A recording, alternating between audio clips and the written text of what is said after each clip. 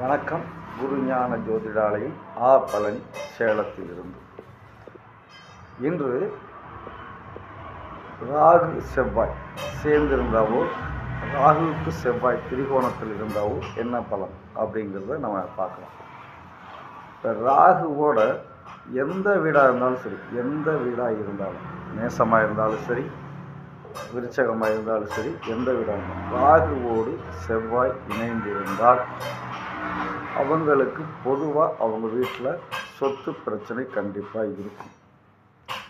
சொத்து சம்பந்தப்பட்ட பிரச்சனைகள் இருக்கும். சகோதரர்களுக்குள் பிரச்சனை இருக்கும். சகோதரருக்கு உடல் சார்ந்த தொந்தரவு பிரச்சனை, அதாவது 3ஆம் இடத்துல இருந்தாக்கா சகோதரர்கள் பெண் இருக்கும், அவங்கபடி சில பிரச்சனை. அப்போ இரத்த சம்பந்தமான தொடர்பு உள்ளவர்கள்ட்ட பிரச்சனைகள் கண்டிப்பாக இருக்கும்.